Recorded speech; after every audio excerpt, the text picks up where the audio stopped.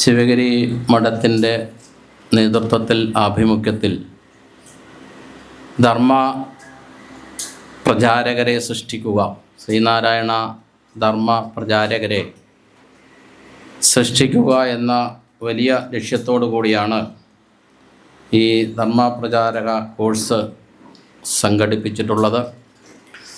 അതുകൊണ്ട് ഗുരുവും ഗുരുദർശനവുമായി ബന്ധപ്പെട്ടിട്ടുള്ള ഗുരുവിൻ്റെ കാഴ്ചപ്പാടുകളെ കുറിച്ചും ആധികാരികമായ അവബോധം സൃഷ്ടിക്കുക എന്ന ലക്ഷ്യമാണ് ധർമ്മപ്രചാരക കോഴ്സ് ഉയർത്തിപ്പിടിക്കുന്നത്. അതുകൊണ്ട് അത് പൂർണ്ണമായും പ്രാപ്യമാക്കുവാൻ നമുക്ക് കഴിയണം.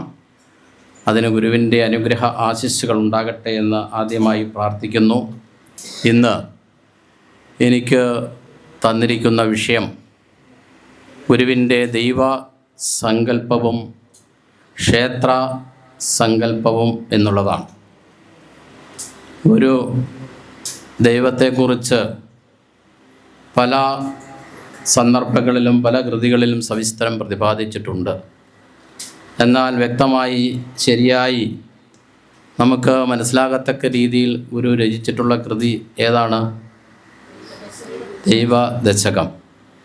ദൈവത്തെ സ്തുതിക്കുന്ന, ദൈവത്തെ പ്രകീർത്തിക്കുന്ന 10 ശ്ലോകങ്ങളുടെ കൂട്ടം എന്നാണ് ദൈവദശകം എന്ന തലക്കെട്ടിൻ്റെ അർത്ഥം.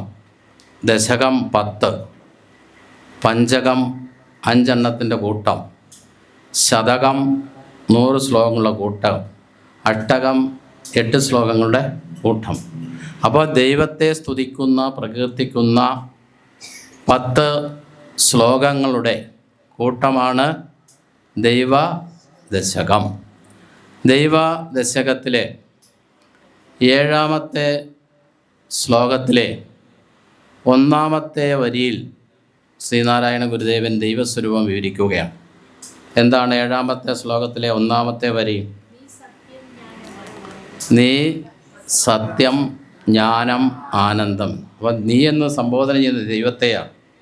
അപ്പോൾ ദൈവമെന്ന് വെച്ചാൽ ജ്ഞാനമാണ്, ദൈവമെന്ന് വെച്ചാൽ ആനന്ദമാണ്, ദൈവമെന്ന് വെച്ചാൽ സത്യമാണ്, ദൈവമെന്ന് വെച്ചാൽ ജ്ഞാനമാണ്, ദൈവമെന്ന് വെച്ചാൽ ആനന്ദമാണ് എന്ന്. അപ്പോൾ എന്താണ് സത്യം, എന്താണ് ജ്ഞാനം, എന്താണ് ആനന്ദം എന്ന് നാം തിരിച്ചറിയേണ്ടതുണ്ട്, മനസ്സിലാക്കേണ്ടതുണ്ട്. എങ്കിലേ ആ സത്യസ്വരൂപത്തെ, ജ്ഞാനസ്വരൂപത്തെ, ആനന്ദസ്വരൂപത്തെ നമുക്ക് അനുഭവവേദ്യമാക്കുവാൻ കഴിയുള്ളൂ. അപ്പോൾ സത്യം എന്താണ്? സത്യം ഒരിക്കലും മാറാതെ, മറയാതെ, നശിക്കാതെ, ശാശ്വതമായി, അനശ്വരമായി ഏതെങ്കിലും ചൈതന്യം നിലനിൽക്കുന്നുണ്ടോ? ഉണ്ടെങ്കിൽ അത് സത്യമാണ്. അതുകൊണ്ടാണ് അസത്യമെന്ന് വെച്ചാൽ ഇല്ലാത്തതാണ്. അപ്പോൾ സത്യമെന്ന് വെച്ചാൽ ഉള്ളതാണ് എന്നുള്ളത്. അപ്പോൾ അസത്യമെന്ന് വെച്ചാൽ ഇല്ലാത്തതാണ് എന്ന് നമുക്കറിയാം.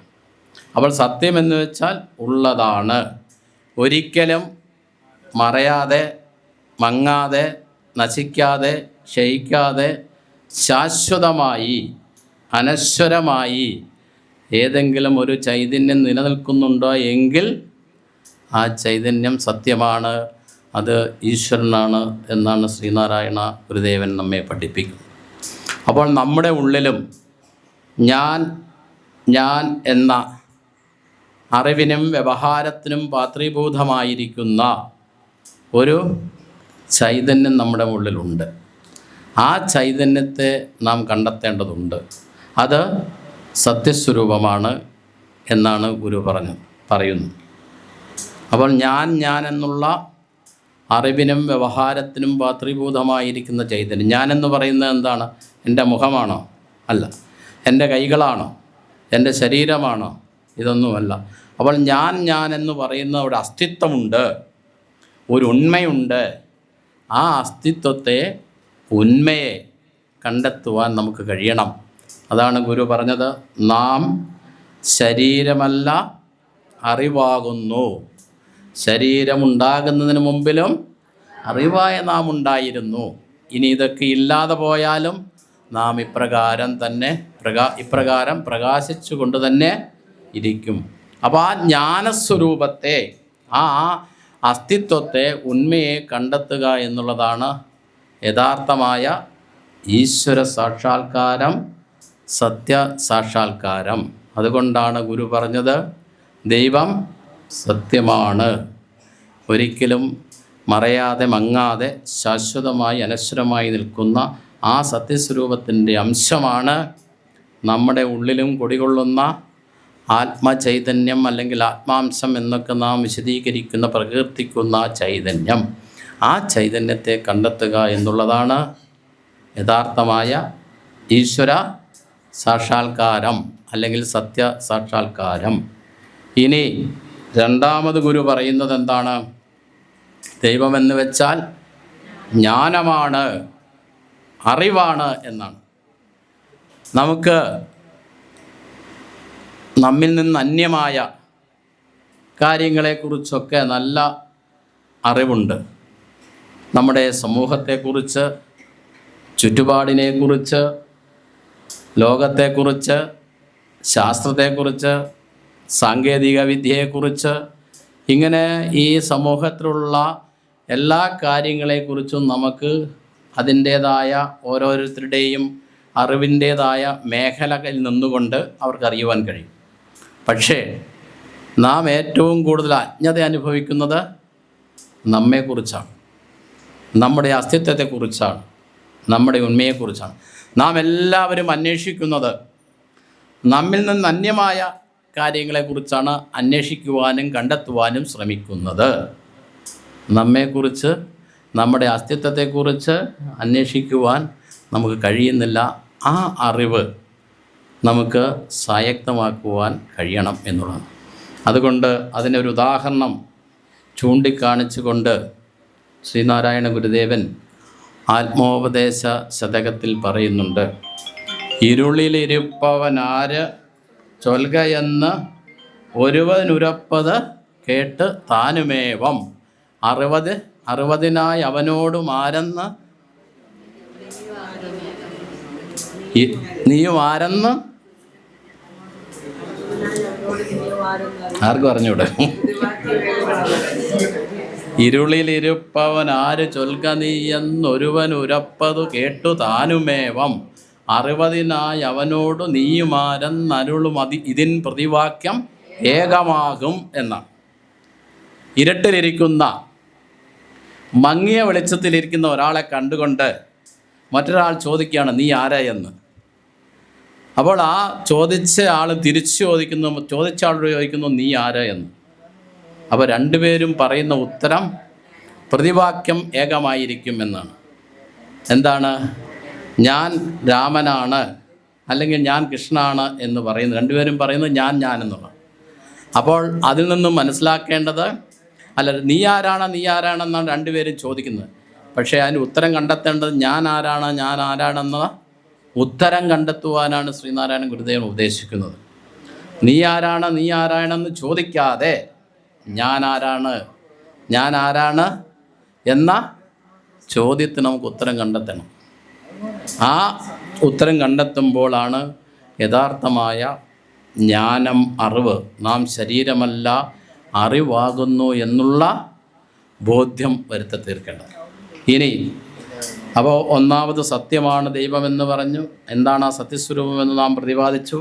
രണ്ടാമത് ജ്ഞാനമാണ് ദൈവമെന്ന് പറഞ്ഞു. അപ്പോൾ യഥാർത്ഥമായ ആ ജ്ഞാനം, അറിവ് അതെന്താണെന്ന് സൂചിപ്പിച്ചു. ഇനി മൂന്നാമത് ഗുരു പറയുന്നത് ദൈവമെന്ന് വെച്ചാൽ ആനന്ദമാണ്. എല്ലാവരും ആഗ്രഹിക്കുന്നത് എന്തെയാണ്? സുഖത്തെയും ആനന്ദത്തെയുമാണ്. ആരും ഒരിക്കലും ദുഃഖത്തെ ആഗ്രഹിക്കുന്നില്ല. അപ്പോൾ അതിൽ നിന്ന് നമുക്ക് മനസ്സിലാക്കേണ്ടത് ആനന്ദസ്വരൂപമായ ഒരു ആത്മാംശമാണ്, ദൈവാംശമാണ് നമ്മുടെ ഉള്ളിൽ കുടികൊള്ളുന്നത്. അതുകൊണ്ട് ആ ആനന്ദ അംശത്തെ നമുക്ക് കണ്ടെത്തുവാൻ കഴിയണം. പക്ഷേ നാം എപ്പോഴും ഇന്നെല്ലാവരും ആനന്ദം അനുഭവിച്ചു കൊണ്ടിരിക്കുകയാണ്. ആ ആനന്ദം എന്ന് പറയുന്നത്, നാം അനുഭവിച്ചു കൊണ്ടിരിക്കുന്ന ആനന്ദം എന്ന് പറയുന്നത് വിഷയ ഇന്ദ്രിയ സങ്കലനത്തിലൂടെയുള്ള ആനന്ദമാണ്. വിഷയ സങ്കലന ഇന്ദ്രിയത്തിലുള്ള ആനന്ദം. നമുക്ക് നല്ല കാഴ്ച കാണുന്നത് ആനന്ദത്തെ പ്രദാനം ചെയ്യും, നല്ല പാട്ട് കേൾക്കുന്നത് ആനന്ദത്തെ പ്രദാനം ചെയ്യും, നല്ല ഭക്ഷണ പദാർത്ഥങ്ങൾ കഴിക്കുന്നത് ആനന്ദത്തെ പ്രദാനം ചെയ്യും.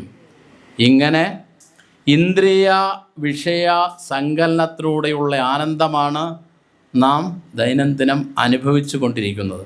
ഈ ഇന്ദ്രിയ വിഷയ സങ്കലനത്തിലൂടെയുള്ള ആനന്ദം എന്ന് പറയുന്നത് ക്ഷണികമാണ്, താൽക്കാലികമാണ്. ഉദാഹരണത്തിന്, ലഡു കഴിക്കുന്നത് എല്ലാവർക്കും സന്തോഷവും ആസ്വാദകരവുമാണ്. ഞാൻ നിങ്ങളുടെ കയ്യിലേക്ക് ഓരോ ലഡു തരികയാണെങ്കിൽ ആ ലഡുവിൻ്റെ പൂർണ്ണ സ്വാദോടുകൂടി പൂർണ്ണമായി അത് കഴിച്ചുകൊണ്ട് പൂർണ്ണമായ ആസ്വാദനം നമുക്ക് നടത്തുവാൻ കഴിയും. ഇനി 15ാമത്തെയോ 16ാമത്തെയോ ആണ് ലഡു നിങ്ങളുടെ കയ്യിലേക്ക് തരുന്നതെങ്കിൽ ഒന്നാമത്തെ ലഡു കഴിച്ച ഗുണവും സുഖവും രുചിയും ഒന്നും നിങ്ങൾക്ക് ലഭിക്കുകയില്ല. 25ാമത്തെയോ ലഡുവാണ് കഴിക്കുന്നതെങ്കിൽ അത് ഗുണത്തേക്കാളേറെ ദോഷമായിരിക്കും. ഇങ്ങനെയാണ് ഓരോ വിഷയങ്ങളിലൂടും ഇന്ദ്രിയങ്ങളിലൂടെ ലഭിക്കുന്ന സുഖം എന്ന് പറയുന്നത്. പാട്ട് കേൾക്കുന്ന എല്ലാവർക്കും വലിയ സുഖത്തെ പ്രദാനം ചെയ്യും. 24 മണിക്കൂറും പാട്ട് കേട്ടുകൊണ്ടിരിക്കാൻ പറ്റുകയില്ല. 24 മണിക്കൂറും സീരിയൽ കണ്ടുകൊണ്ടിരിക്കാൻ പറ്റില്ല. ചിലരൊക്കെ 24 മണിക്കൂർ കാണുമായിരിക്കാം. അങ്ങനെ അതിനൊക്കെ ഓരോ ഇന്ദ്രിയ വിഷയ സങ്കലനത്തിലൂടെയുള്ള സുഖം എന്ന് പറയുന്നത് ക്ഷണികമാണ്, താൽക്കാലികമാണ്. അപ്പോൾ ഇന്ദ്രിയങ്ങൾക്കും വിഷയങ്ങൾക്കും അതീതമായി ഇന്ദ്രിയ വിഷയ സങ്കലനത്തിലൂടെ അല്ലാതെ നമ്മുടെ ഉള്ളിൽ കുടികൊള്ളുന്ന ആ ആത്മാനന്ദത്തെ അനുഭവേദ്യമാക്കി തീർക്കണം. അത് ഈശ്വരാനുഭൂതിയാണ് എന്നാണ് പറയുന്നത്. ഗുരു ഭക്തി ദർശനമാലയിലെ ഭക്തി ദർശനത്തിൽ ഈ സുഖത്തെ സംബന്ധിച്ച് പറയുന്നുണ്ട്. ഭാര്യ ഭജതി ഭർത്താരം ഭർത്താഭാര്യന കേവലം സ്വാനന്ദമേവ ഭജതി സർവോപി വിഷയസ്ഥിതം എന്ന്. ഭാര്യ ഭർത്താവിനെ സ്നേഹിക്കുന്നതും ഭർത്താവ് ഭാര്യയെ സ്നേഹിക്കുന്നതും എല്ലാം വിഷയങ്ങൾക്ക് അതീതമായിട്ടുകൊണ്ടാണ്. സ്വാനന്ദമേവി ഭജതി സർവോപി വിഷയസ്ഥിതം. അതുകൊണ്ടാണ്, വിഷയത്തിൽ അതീതമായിക്കൊണ്ടാണ് എപ്പോഴും അത് ശാശ്വതമായ സുഖത്തിലേക്ക് പ്രദാനം ചെയ്യാതെ അവസാനം ദുഃഖത്തിലേക്ക് പോകുന്നത് എന്ന്. അതുകൊണ്ട് ഈ വിഷയ ഇന്ദ്രിയങ്ങൾക്കതീതമായ ആനന്ദത്തെ അനുഭവവേദ്യമാക്കി തീർക്കുവാൻ കഴിയണം. അപ്പോൾ അത് ഈ ഈശ്വരാനുഭൂതിയുടെ ഭാഗമാകും. ആ ഈശ്വരാനുഭൂതിയിലാണ് ശ്രീനാരായണ ഗുരുദേവൻ ദൈവം സത്യമാണ്, ദൈവം ജ്ഞാനമാണ്, ദൈവം ആനന്ദമാണ് എന്ന് പറഞ്ഞു. ഇതിലാർക്കെങ്കിലും അഭിപ്രായ വ്യത്യാസമുണ്ടോ? അല്ലെങ്കിൽ ഇതിൽ നിന്ന് വ്യത്യസ്തമായ ആശയമോ ചിന്താഗതിയോ ആർക്കെങ്കിലും ഉണ്ടോ?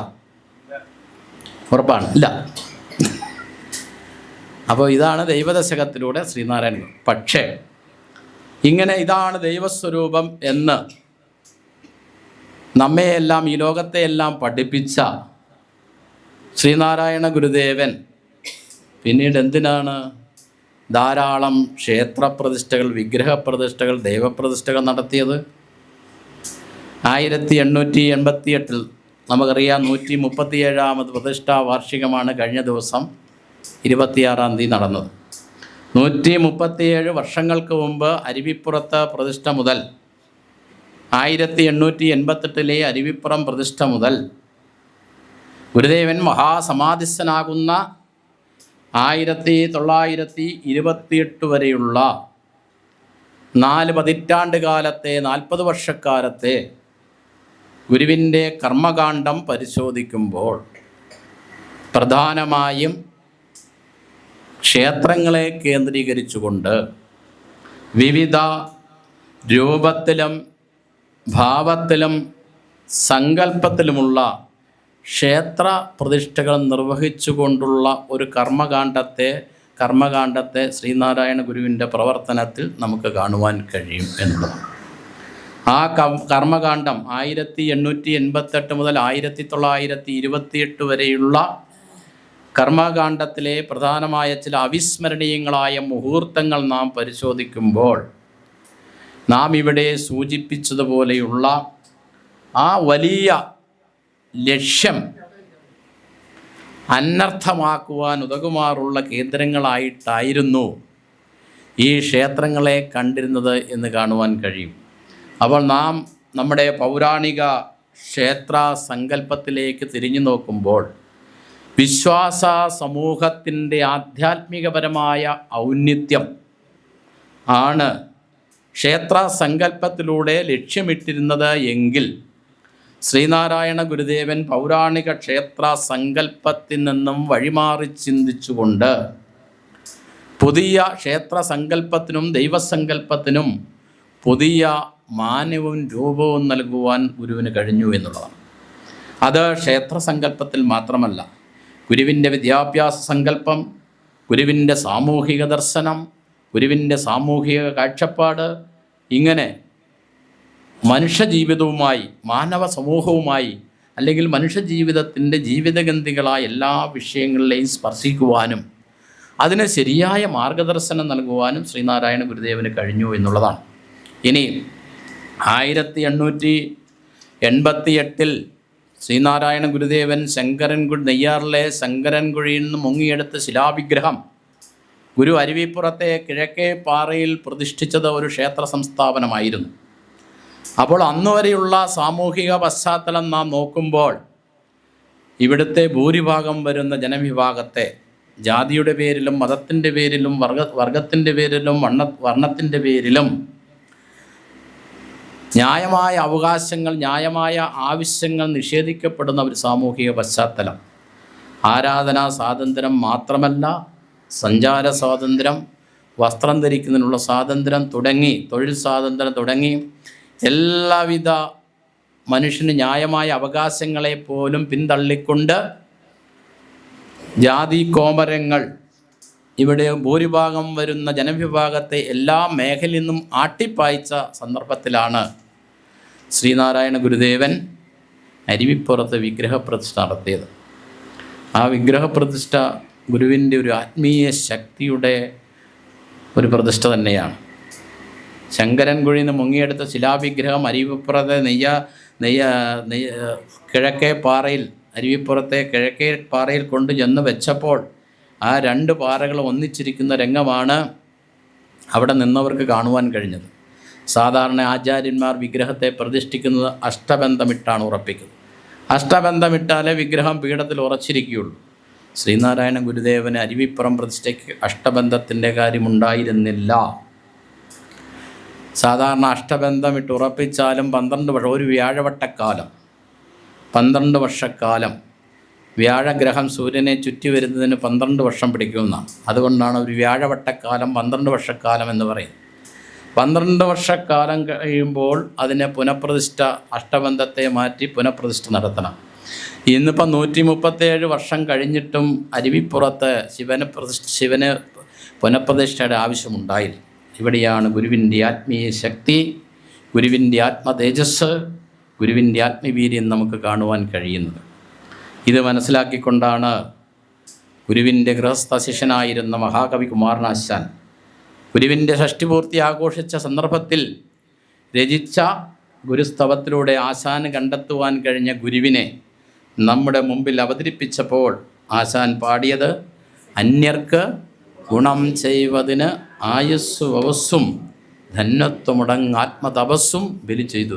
ധന്യത്വമേറിയ മഹത്വമേറിയ ആത്മതപസ് വരെ ബലി ചെയ്ത രംഗമാണ് അരുവിപ്പുറം പ്രതിഷ്ഠയുടെ നമുക്ക് കാണുവാൻ കഴിയും. ഈ സമൂഹത്തിന് അന്യരുടെ ക്ഷേമങ്ങൾക്ക് വേണ്ടി, ക്ഷേമാശ്വര്യങ്ങൾക്ക് വേണ്ടി സ്വന്തം ആയുസ്സും സ്വന്തം വവസ്സും ശരീരവും ആയുസ്സും ആത്മതപസ്സും ഈ സമൂഹത്തിൻ്റെ നന്മയ്ക്ക് വേണ്ടി ശ്രീനാരായണ ഗുരുദേവൻ നിർവഹിക്കപ്പെട്ടു എന്നുള്ളതാണ്. ഇനി ഗുരുവിൻ്റെ ക്ഷേത്ര സങ്കല്പം തുടങ്ങുന്നത് അരുവിപ്പുറം പ്രതിഷ്ഠയോടു കൂടിയാണ്.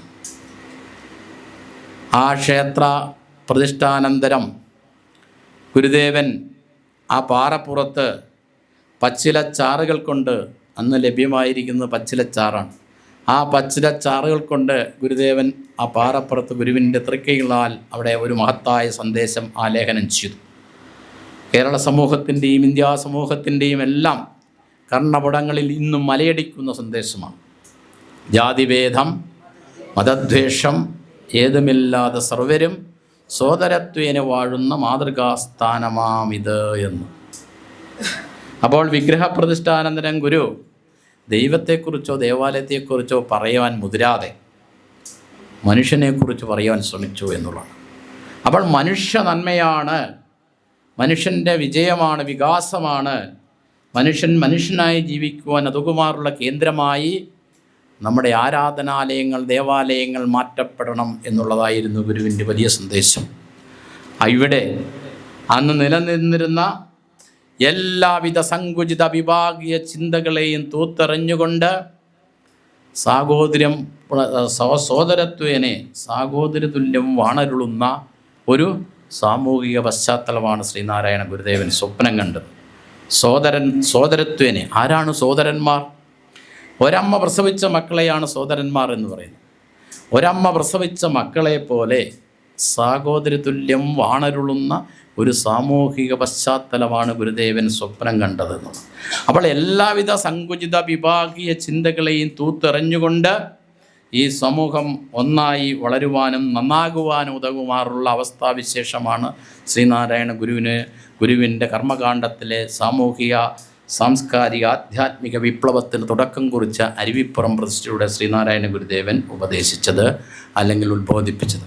അപ്പോൾ ഈ സങ്കുചിത വിഭാഗീയ ചിന്തകളെയെല്ലാം തൂത്തെറിയണമെങ്കിൽ അതിനനുസൃതമായ മാനസിക വികാസമുണ്ടാകണം, ആന്തരികമായ വികാസമുണ്ടാകണം, ഹൃദയശുദ്ധി ഉണ്ടാകണം, ഹൃദയവിശാലതയുണ്ടാകണം. അതിലൂടെ മാത്രമേ ഈ മഹത്തായ ആശയങ്ങളെയും ആദർശങ്ങളെയും ഹൃദയം കൊണ്ടേറ്റുവാങ്ങി നമ്മുടെ ജീവിതത്തിൽ പകർത്തുവാൻ കഴിയുള്ളൂ എന്നുള്ളതാണ്. തൊട്ടടുത്ത വർഷം ഗുരുവിൻ്റെ രണ്ടാമത്തെ പ്രതിഷ്ഠ മണ്ണന്തലയിൽ നടക്കുകയുണ്ടായി. മണ്ണന്തല ദേവിയെ പ്രതിഷ്ഠിച്ചു. മണ്ണന്തലയിൽ അതിനു മുമ്പും ക്ഷേത്രമുണ്ടായിരുന്നു, ഭദ്രകാളി ക്ഷേത്രം. ജന്തുബലി ഉൾപ്പെടെയുള്ള അനാചാരങ്ങൾ, ദുരാചാരങ്ങൾ വളർന്നു പന്തലിച്ചിരുന്ന ഒരു സാഹചര്യത്തിലാണ് ശ്രീനാരായണ ഗുരുദേവൻ മണ്ണന്തല ദേവിയെ പിഴുതെറിഞ്ഞുകൊണ്ട് സ്വാത്വിക രീതിയിലുള്ള മണ്ണന്തല ദേവി, അവിടുത്തെ ഭദ്രകാളി വിഗ്രഹത്തെ മാറ്റി സാത്വിക രൂപത്തിലുള്ള ദേവിയെ പ്രതിഷ്ഠിച്ചു. ആ ദേവിയെ സ്തുതിച്ചുകൊണ്ട്, ആരാണ് മണ്ണന്തല ദേവിയെന്ന് പ്രകീർത്തിച്ചുകൊണ്ട് ശ്രീനാരായണ ഗുരുദേവൻ മണ്ണന്തല ദേവീസ്തവം രചിച്ചു. മണ്ണന്തല ദേവീസ്തവത്തിൽ ആ ദേവിയുടെ രൂപം വിവരിക്കുന്ന മണ്ണന്തല ദേവീ സ്തവത്തിലെ രണ്ടാമത്തെ ശ്ലോകത്തിലാണ് പ്രഭാരൂപയാം നിൻ പ്രകാരം നിനച്ചാൽ പ്രകാരം ഘടും ഹൃസ്പ്രസാദാലേവർക്കും. അപ്പോൾ ആ ദേവിയുടെ സ്വരൂപം എന്താണ്? പ്രകാശസ്വരൂപിണിയായിരിക്കുന്ന, ജ്ഞാനസ്വരൂപിണിയായിരിക്കുന്ന ആ അമ്മയുടെ ദേവിയുടെ അനുഗ്രഹം ലഭിച്ചു കഴിഞ്ഞാൽ നമ്മുടെ എല്ലാ ദുഃഖങ്ങളും ദുരിതങ്ങളും ഇല്ലാതാകും എന്ന് ഗുരു ആ ശ്ലോകത്തിലൂടെ വിശ്വാസ സമൂഹത്തെ ഓർമ്മപ്പെടുത്തുകയാണ്. അപ്പോൾ ജ്ഞാനസ്വരൂപിണിയായ ദേവിയുടെ, പ്രകാശസ്വരൂപിണിയായ ആ ദേവിയുടെ അനുഗ്രഹം ലഭിക്കുക എന്ന് വെച്ചാൽ ജ്ഞാനം ലഭിക്കുക എന്നുള്ളതാണ്.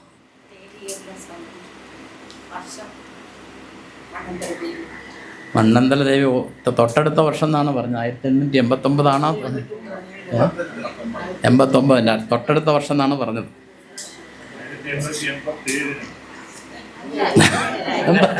അപ്പോൾ അരുവിപ്പുറം പ്രതിഷ്ഠയ്ക്ക് മുമ്പാണ്,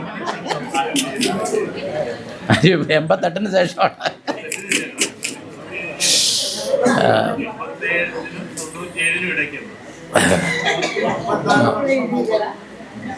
ഏതായാലും അത് നോക്കിയെടുത്തോ, ആ ഡേറ്റ് കറക്റ്റ്. അങ്ങനെ അപ്പോൾ ജ്ഞാനസ്വരൂപിണിയായിരിക്കുന്ന, പ്രകാശസ്വരൂപിണിയായിരിക്കുന്ന ദേവിയാണ് ഗുരു അവിടെ പ്രതിഷ്ഠിച്ചത്.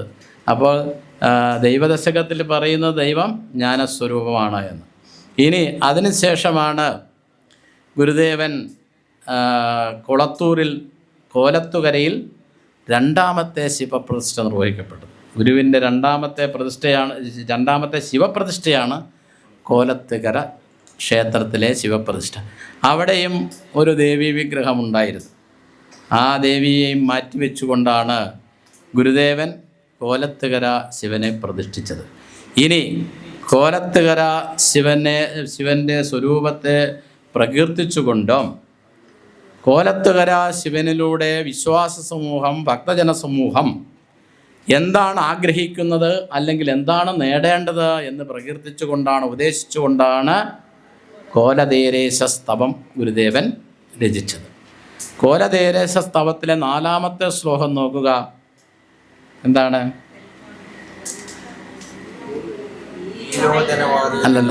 അതല്ല. സർവാശ്രയം എങ്ങുന്ന എത്രാമത്തെ ശ്ലോകമാണ്? 3-ാമത്തെ ശ്ലോകം. 3-ാമത്തെ ശ്ലോകം നോക്കുക. സർവാശ്രയമെങ്ങും നിറയുന്നോരഭി ഭക്തർക്കിവാറൊരു രൂപം വചനത്തിന് ധരിപ്പോൻ ആലസ്യമൊഴിച്ച പരബോധം തരണം മേ കോലത്തുകരക്കോവിലിൽ വാഴും പരമേശൻ. സർവാശ്രയമെങ്ങും, എല്ലാത്തിനും ആശ്രയമായിരിക്കുന്ന, എല്ലായിടത്തും നിറഞ്ഞു നിൽക്കുന്ന ചൈതന്യമാണ് ഈശ്വരൻ. സർവാശ്രയമെങ്ങും നിറയുന്നോർ അഭി, എങ്കിലും ഈശ്വരൻ എന്ന് വെച്ചാൽ എല്ലായിടത്തും നിറഞ്ഞു നിൽക്കുന്നതാണ്, അകവും പുറവും തിങ്ങുന്നതാണ് എന്ന് ദൈവദശകത്തിലൂടെയും ഗുരു പറഞ്ഞു. അപ്പോൾ എല്ലായിടത്തും നിറഞ്ഞു നിൽക്കുന്ന ഈ ചൈതന്യം അങ്ങനെ ആണെങ്കിലും അഭി ഭക്തർക്ക്, യഥാർത്ഥമായ ഭക്തർക്ക് ഭജനത്തിനായി, ഈശ്വര ഭജനത്തിനായി, ഈശ്വര ആരാധനയ്ക്കായി, ഈശ്വര പ്രാർത്ഥനയ്ക്കായി ഇവ്വാറൊരു രൂപം, കോലത്തുകര ശിവൻ എന്ന രൂപത്തിൽ ഇവിടെ നാം പ്രതിഷ്ഠാപിതമായിരിക്കുന്നു.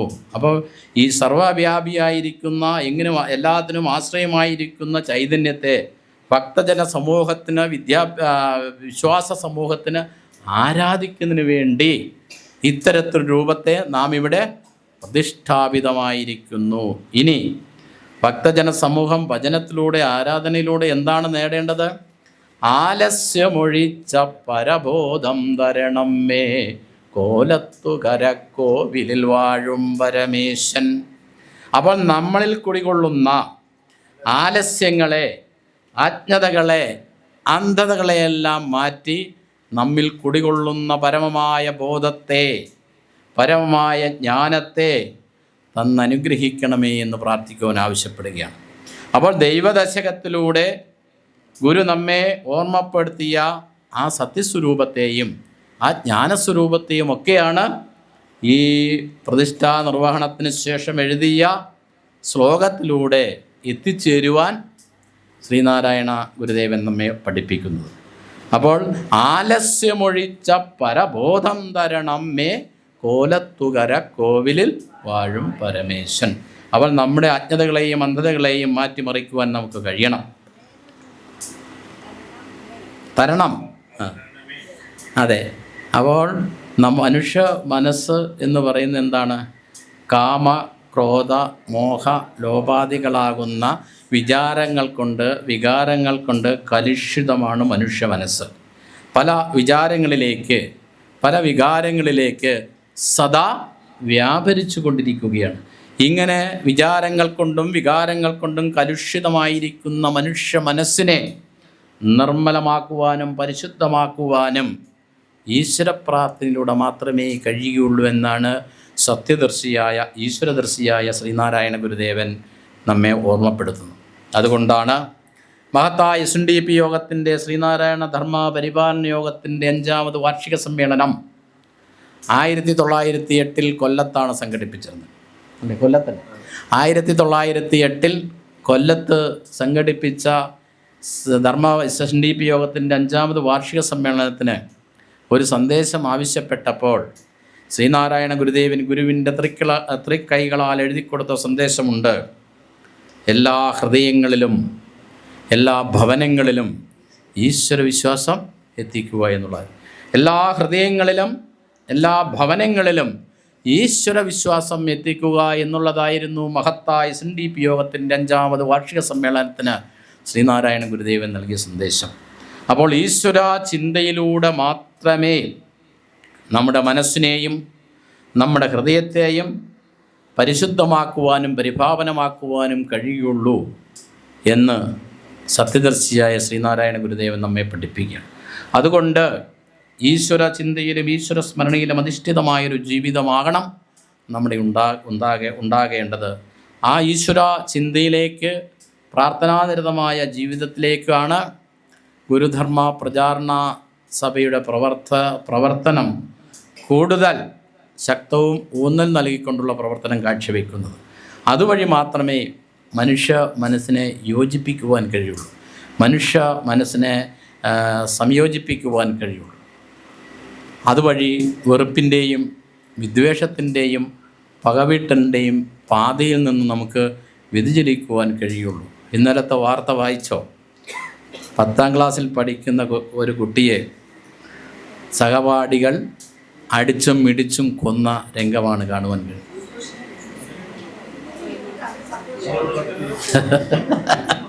അപ്പം ഇത്രമാത്രം വെറുപ്പിൻ്റെയും പകവീട്ടലിൻ്റെയും വൈരാഗ്യത്തിൻ്റെയും വിദ്വേഷത്തിൻ്റെയും മനസ്സ് സൃഷ്ടിക്കുവാൻ നമ്മുടെ കുരുന്നുകൾക്ക് എങ്ങനെ കഴിയുന്നു എന്നാണ് നാം ആലോചിക്കേണ്ടത്. അപ്പോൾ അത്തരത്തിൽ വെറുപ്പിൻ്റെയോ വിദ്വേഷത്തിൻ്റെയോ പകവീട്ടലിൻ്റെയോ പാതയിൽ നിന്നും അവരുടെ കുരുന്നു മനസ്സുകളെ സ്നേഹത്തിൻ്റെയും സാഹോദര്യത്തിൻ്റെയും സൗഹാർദ്ദത്തിൻ്റെയും സമന്വയത്തിൻ്റെയും പാതയിലേക്ക് കൂട്ടിക്കൊണ്ടുപോകുവാനുള്ള ചരിത്രപരമായ കടമ, ചരിത്രപരമായ ദൗത്യമാണോ ഇന്ന് ഈ വർത്തമാന സമൂഹം ഏറ്റെടുക്കേണ്ടത്. അതിൽ ആ വഴിക്ക് നയിക്കുവാൻ, ആ വഴിക്ക് സമൂഹത്തെ കൂട്ടിക്കൊണ്ടുപോകുവാൻ, ആ വഴിക്ക് സമൂഹത്തെ കൊണ്ടുപോകാനുള്ള ഒരു തിരുത്തൽ ശക്തിയായി ഇന്ന് ശ്രീനാരായണ സമൂഹത്തിനും ശ്രീനാരായണ വിശ്വാസികൾക്കും ശ്രീനാരായണ പ്രസ്ഥാനങ്ങൾക്കും സാധ്യമാകേണ്ടതുണ്ട് എന്ന് നാം ഓർക്കേണ്ടതുണ്ട്.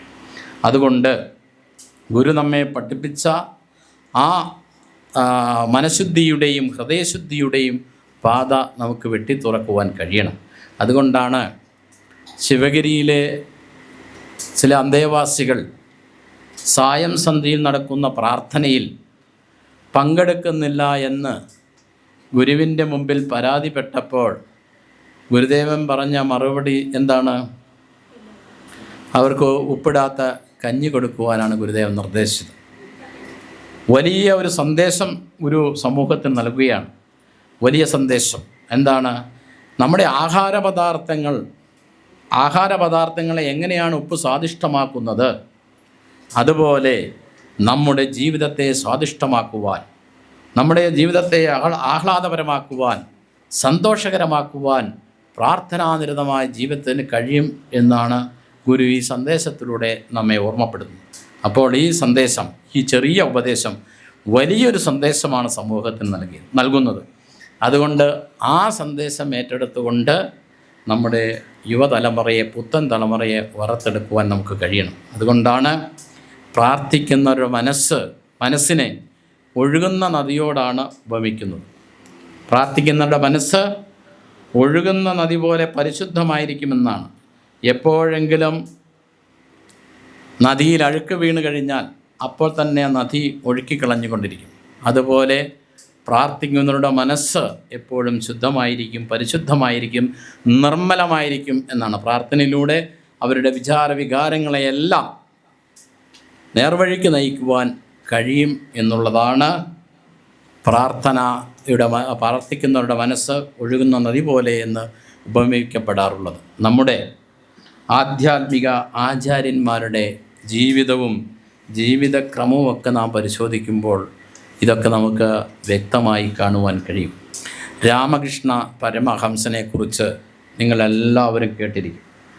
രാമകൃഷ്ണ പരമഹംസൻ ബംഗാളിൽ അവതരിച്ച ഒരു അവതാര പുരുഷനാണ്. രാമകൃഷ്ണ പരമഹംസൻ്റെ ആധ്യാത്മിക ഗുരുവായിരുന്നു തോതാപുരി സ്വാമികൾ. തോതാപുരി സ്വാമികൾ വലിയ ബ്രഹ്മനിഷ്ഠനായിരുന്നു, വലിയ ബ്രഹ്മജ്ഞാനിയായിരുന്നു. ബ്രഹ്മനിഷ്ഠനും ബ്രഹ്മജ്ഞാനിയുമായിരുന്ന തോതാപുരി സ്വാമികൾ എപ്പം നോക്കിയാലും ഈശ്വര പ്രാർത്ഥനയിലും ഈശ്വര ധ്യാനത്തിലും ഈശ്വര ആരാധനയിൽ ഇരിക്കുന്ന രംഗമാണ് എപ്പോൾ നോക്കിയാലും രാമകൃഷ്ണ പരമഹംസന് കാണുവാൻ കഴിഞ്ഞത്. ഒരിക്കൽ രാമകൃഷ്ണ പരമഹംസൻ തന്നെ തോതാപുരി സ്വാമികളോട് ചോദിച്ചു, അങ്ങ് വലിയ ബ്രഹ്മജ്ഞാനിയാണ്, അങ്ങ് വലിയ ബ്രഹ്മനിഷ്ഠനാണ്, എന്നിട്ട് എന്തിനാണ് അങ്ങ് ഇങ്ങനെ നിരന്തരമായി ഈശ്വര ചിന്തയിലും ഈശ്വര പ്രാർത്ഥനയിലും ഈശ്വര ധ്യാനത്തിലും ഇരിക്കുന്നത് എന്ന് ചോദിച്ചപ്പോൾ തോതാപുരി സ്വാമികളുടെ സമീപത്തിരുന്ന ഒരു വെള്ളിമൊന്ത, വളരെ തിളക്കമാർന്ന ഒരു വെള്ളിമൊന്ത എടുത്ത് കാണിച്ചു. ഇത് കണ്ടോ ഈ വെള്ളിമൊന്ത? ഈ വെള്ളിമൊന്ത ഇത്രമാത്രം തിളക്കമാർന്നിരിക്കുവാൻ കാരണം എന്ത് എന്ന് തോതാപുരി സ്വാമികൾ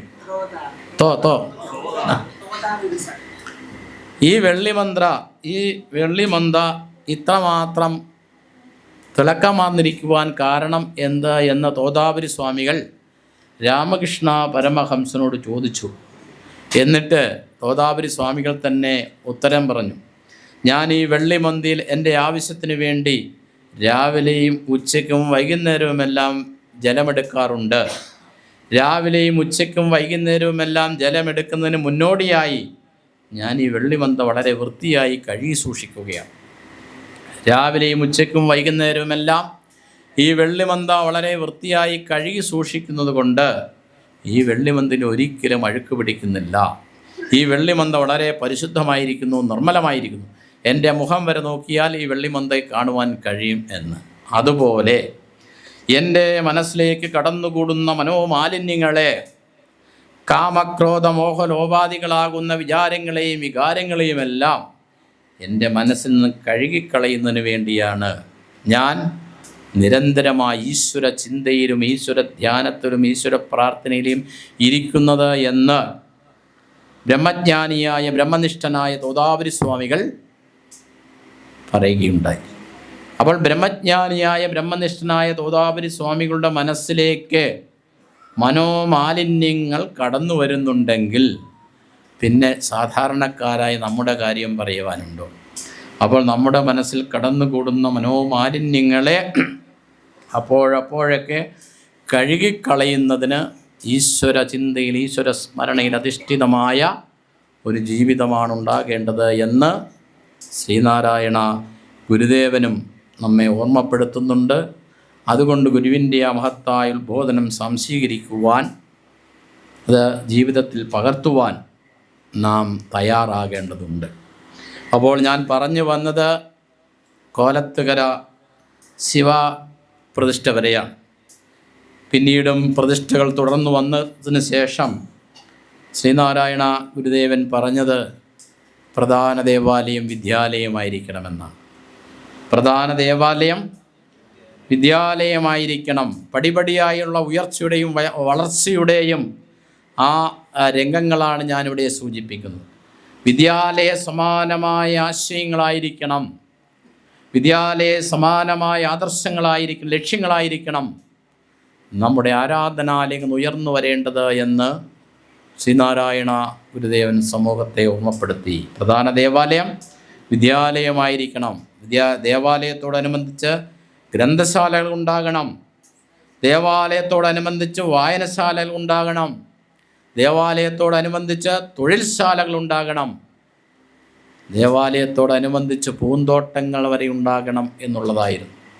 അപ്പോൾ മനുഷ്യൻ്റെ സാമ്പത്തികപരമായ, സാമൂഹികപരമായ, സാംസ്കാരികപരമായ, ആധ്യാത്മികപരമായ എല്ലാ വികാസത്തിൻ്റെയും കേന്ദ്രങ്ങളായി നമ്മുടെ ആരാധനാലയങ്ങൾ മാറണം എന്നുള്ളതായിരുന്നു ഇന്ന് വലിയ സങ്കല്പമാണ് ശ്രീനാരായണ ഗുരുദേവൻ്റെ. അതുകൊണ്ടാണ് ഞാൻ തുടക്കത്തിലേ പറഞ്ഞത്, പൗരാണിക ക്ഷേത്ര സങ്കല്പത്തിൽ നിന്നും വഴിമാറി ചിന്തിച്ചുകൊണ്ട് ദൈവത്തിനും ദേവാലയത്തിനും പുതിയ മാനവം രൂപവും നൽകിക്കൊണ്ട് മാനവ സമൂഹത്തിൻ്റെ സമഗ്രമായ വികാസം, സമഗ്രമായ വളർച്ച, സമഗ്രമായ ഉയർച്ചയാണ് ശ്രീനാരായണ ഗുരുദേവൻ ലക്ഷ്യമിട്ടിരിക്കുന്നത് എന്ന് കാണുവാൻ കഴിയും. അതുകൊണ്ടാണ് മറ്റ് ആചാര്യന്മാരിൽ നിന്നും ഗുരുക്കന്മാരിൽ നിന്നും ശ്രീനാരായണ ഗുരുദേവനെ വ്യത്യസ്തമാക്കുന്നത്. നമ്മുടെ ആചാര്യ പരമ്പരയെ, നമ്മുടെ ഗുരുപരമ്പരയെ നാം ശ്രദ്ധിക്കുമ്പോൾ പരിശോധിക്കുമ്പോൾ അവർക്ക് ലഭ്യമായിട്ടുള്ള ആത്മീയ അനുഭൂതി നുകർന്നുകൊണ്ട് അവർക്ക് ലഭ്യമായ ആത്മീയ ദർശനം ഈ സമൂഹത്തിലേക്ക് പകർന്നുകൊണ്ട് അവർ ശേഷിക്കുന്ന ജീവിതം ആത്മീയ അനുഭൂതി നുകർന്നുകൊണ്ട് ധ്യാനത്തിൻ്റെയും മൗനത്തിൻ്റെയും പാതയിലേക്ക് മാറി നിന്നിട്ടുള്ള ചരിത്രമാണ് ആധ്യാത്മിക പരമ്പരയെ നമുക്ക് കാണുവാൻ കഴിഞ്ഞിട്ടുള്ളത്. ധ്യാനത്തിൻ്റെയും മൗനത്തിൻ്റെയും പാതയിൽ നിന്നുകൊണ്ട് ആത്മീയ അനുഭൂതി നുകർന്നുകൊണ്ട് ജീവിക്കുന്ന ഒരു ആധ്യാത്മിക പരമ്പരയിൽ നിന്നും വ്യത്യസ്തമായി ശ്രീനാരായണ ഗുരുവിന് ലഭ്യമായ ആത്മീയ അനുഭൂതി നുകർന്നുകൊണ്ട് ഗുരു കാലത്തോടൊപ്പവും ലോകത്തോടൊപ്പവും ജീവിക്കുവാൻ ശ്രമിച്ചു എന്നുള്ളതാണ്. കാലത്തോടൊപ്പവും ലോകത്തോടൊപ്പവും സമൂഹത്തോടൊപ്പവും ജീവിച്ചു. സമൂഹത്തിലൂടെ ഇറങ്ങി നടന്നു. സമൂഹത്തിലെ അശാസ്ത്രീയമായ തത്വങ്ങളെ, അശാസ്ത്രീയമായ ധാരണകളെ തിരുത്തുവാൻ ശ്രീനാരായണ ഗുരുദേവൻ ശ്രമിച്ചു. അന്ധവിശ്വാസങ്ങളും അനാചാരങ്ങളും നിലനിന്ന സന്ദർഭങ്ങളെല്ലാം കയറിച്ചെന്ന് ചിരണ്ടുകുളി കെട്ടുകല്യാണം പോലുള്ള കാര്യങ്ങളിൽ ഇടപെട്ടുകൊണ്ട് ഇത് ശാസ്ത്രീയമല്ല, ഇത് നമുക്ക് അനുയോജ്യമല്ല എന്ന് നേരിട്ട് ചെന്ന് പറഞ്ഞുകൊണ്ട് തിരുത്തിയ സമൂഹത്തോടൊപ്പം ജീവിക്കുകയാണ് ശ്രീനാരായണ ഗുരുദേവൻ ചെയ്തിട്ടുള്ളത്. ഗുരുവിൻ്റെ പ്രവർത്തനങ്ങളെല്ലാം സമൂഹ മധ്യത്തിൽ നിന്നുകൊണ്ട് സമൂഹത്തിൽ ഏതെങ്കിലും തരത്തിലുള്ള അസ്വസ്ഥതകൾ ഉയർന്നു വരുന്നുണ്ടെങ്കിൽ, ഏതെങ്കിലും തരത്തിലുള്ള വിഭാഗീയതകളെ ഉയർന്നു വരുന്നുണ്ടെങ്കിൽ അത്തരത്തിലുള്ള വിഭാഗീയ ചിന്തകളെയെല്ലാം മാറ്റിമറിച്ചുകൊണ്ട് സമൂഹത്തോടൊപ്പവും ലോകത്തോടൊപ്പവും ഗുരുദേവൻ ജീവിച്ചു എന്നുള്ളതാണ്. ഗുരുവിൻ്റെ അസാന്നിധ്യത്തിൽ, ഗുരുവിൻ്റെ ഭൗതിക അസാന്നിധ്യത്തിൽ ഗുരുവിൻ്റെ ആത്മീയ ദർശനം ഇന്ന് സമൂഹത്തിൽ നിലനിൽക്കുകയാണ്. ആ ആത്മീയ ദർശനം, ഗുരുവിൻ്റെ ഉപദേശങ്ങളും ഉദ്ബോധനങ്ങളും കാലത്തോടൊപ്പവും സമൂഹത്തോടൊപ്പവും നിലനിൽക്കുകയാണ്. അത് പരിപോഷിപ്പിക്കപ്പെടുക, അത് നിലനിർത്തുക, അതിനെ കൂടുതൽ ശക്തമാക്കുക, സമൂഹത്തിൽ ഉയർന്നു വന്ന അസ്വസ്ഥതകളെയും അശാന്തികളെയും തിരുത്തുവാനുള്ള ശ്രമമാണ് ഇന്ന് നാം നടത്തേണ്ടത്. അതുകൊണ്ടാണ് ശ്രീനാരായണ ഗുരുവിൻ്റെ ദർശനങ്ങൾക്ക്, സന്ദേശങ്ങൾക്ക് കാലിക പ്രസക്തി ഉണ്ട് എന്ന് പറയുന്നത്. കാലഘട്ടം നേരിടുന്ന പ്രശ്നങ്ങൾക്ക്, പ്രതിസന്ധികൾക്ക് ഒരു പരിഹാരമായി ശ്രീനാരായണ ഗുരുവിൻ്റെ ദർശനം നിലകൊള്ളുന്നു എന്നുള്ളത് കൊണ്ടാണ് അതിന് കാലിക പ്രസക്തി വർദ്ധിക്കുന്നത് എന്ന് നാം മനസ്സിലാക്കേണ്ടതുണ്ട്. അങ്ങനെ പ്രധാന ദേവാലയം, വിദ്യാലയം എന്ന് ഈ ലോകത്തെ ഓർമ്മപ്പെടുത്തിയ ഗുരു 1904 ഈ കുന്നിൻ്റെ താഴ്വരയിൽ ഒരു പർണശാല കെട്ടി താമസം ആരംഭിച്ചുകൊണ്ട് ശിവഗിരി മഠം സംസ്ഥാപനം ചെയ്യുന്നത്. 1904 ശ്രീനാരായണ ഗുരുദേവൻ ശിവഗിരി മഠം സംസ്ഥാപനം ചെയ്തു. ശിവഗിരി മഠ സംസ്ഥാപനത്തോടനുബന്ധിച്ച് ശ്രീനാരായണ ഗുരുദേവൻ അന്ന് അദ്വൈത ജീവിതം എന്ന തലക്കെട്ടിലൊരു സന്ദേശം അന്ന് പുറപ്പെടുവിക്കുകയുണ്ടായി. ആ സന്ദേശത്തിൻ്റെ മഹത്വവും മാഹാത്മ്യവും കണക്കിലെടുത്തുകൊണ്ട് ഗുരുവിൻ്റെ സന്തത സഹചാരിയായിരുന്ന, ഗുരുവിൻ്റെ ഗൃഹസ്ഥ ശിഷ്യനിൽ പ്രമുഖനായിരുന്ന മഹാകവി കുമാരനാശാൻ ആ സന്ദേശം അന്ന് അച്ചടിച്ച് പ്രസിദ്ധപ്പെടുത്തുകയുണ്ടായി. അച്ചടി വിദ്യ ഇത്രമാത്രം ഇല്ലാതിരുന്ന കാലത്ത് പോലും ആ സന്ദേശത്തിൻ്റെ മഹത്വവും മാഹാത്മ്യവും കണക്കിലെടുത്തുകൊണ്ടാണ് മഹാകവി കുമാരനാശാൻ ആ സന്ദേശം അന്ന് അച്ചടിച്ച് പ്രസിദ്ധപ്പെടുത്തുവാൻ തയ്യാറായി. ഇന്നും മാതൃഭൂമി പ്രസിദ്ധീകരിച്ച ഡോക്ടർ ടി ഭാസ്കരൻ്റെ ഗുരുദേവ കൃതികളുടെ സമ്പൂർണ്ണ വ്യാഖ്യാനം എന്ന പുസ്തകത്തിൻ്റെ 1-ാം പുറത്ത് തന്നെ ഈ സന്ദേശം അച്ചടിച്ച് വെച്ചിട്ടുണ്ട്. അതിൻ്റെ അടിയിൽ കുറിപ്പെഴുതിയിട്ടുണ്ട്, ശിവഗിരി മഠ സംസ്ഥാപനത്തോടനുബന്ധിച്ച് ശ്രീനാരായണ ഗുരുദേവൻ പുറപ്പെടുവിച്ച സന്ദേശം എന്നെഴുതിയിട്ടുണ്ട്. അപ്പോൾ ആ സന്ദേശം വായിച്ചിട്ടില്ലാത്തവർ ആ സന്ദേശം എടുത്തൊന്ന് വായിക്കണം. ഇന്നേക്ക് ഒരു നൂറ്റാണ്ടിക്ക് പിന്നിട്ടിട്ട് പോലും ആ സന്ദേശത്തിൻ്റെ പ്രസക്തി മങ്ങാതെ, ആ സന്ദേശത്തിൻ്റെ പ്രസക്തി വർദ്ധിച്ചു വരുന്ന ഒരു സാഹചര്യത്തിൽ ആ സന്ദേശം എല്ലാവരും എടുത്തൊന്ന് വായിക്കണം. അതിനകത്ത് ഗുരു പറയുന്നത്, ഞാനിവിടെ ആമുഖമായി സൂചിപ്പിച്ചതുപോലെ, എല്ലാവരും ആഗ്രഹിക്കുന്നത് എന്താണ്? സുഖത്തെ, സുഖപൂർണമായ ആനന്ദപൂർണമായ ഒരു ജീവിതത്തെയാണ് നാം എല്ലാവരും ആഗ്രഹിക്കുന്നത്. എന്നാൽ സുഖപൂർണമായ ആനന്ദപൂർണമായ ഒരു ജീവിതത്തിന് അതിനനുസൃതമായ ഒരു ജീവിത ശൈലി നാം സ്വരൂപിക്കേണ്ടതുണ്ട്. അതിന് സദാചാരബോധത്തിലും ധർമ്മനിഷ്ഠയിലും അധിഷ്ഠിതമായ ജീവിതമാണ് നമുക്കുണ്ടാകേണ്ടത്. ഇതൊക്കെയാണ് സദാചാരബോധത്തിലും ധർമ്മനിഷ്ഠയിലും അധിഷ്ഠിതമായ ജീവിതം. അപ്പോൾ സദാചാരബോധത്തിലേക്ക്, ധർമ്മനിഷ്ഠയിലേക്ക് ജനങ്ങളെ കൂട്ടിക്കൊണ്ടുപോകുന്നതിന് ആശ്രമങ്ങളും ആരാധനാലയങ്ങളും സഭകളും ഉപയുക്തമായി കണ്ടുവരുന്നു. ജനസമൂഹത്തെ സദാചാരബോധത്തിലേക്ക്, ധർമ്മനിഷ്ഠയിലേക്ക് കൂട്ടിക്കൊണ്ടുപോകുന്നതിന് ആശ്രമങ്ങളും സഭകളും സംഘടനകളും ആരാധനാലയങ്ങളും ഉപയുക്തമായി കണ്ടുവരുന്നു. അതുകൊണ്ട് നാടിൻ്റെ നാനാഭാഗങ്ങളിൽ ആരാധനാലയങ്ങളുണ്ടാകണം, സഭകളുണ്ടാകണം, ആശ്രമങ്ങളുണ്ടാകണം എന്നാണ് ഗുരു ആഗ്രഹിക്കുന്നത്.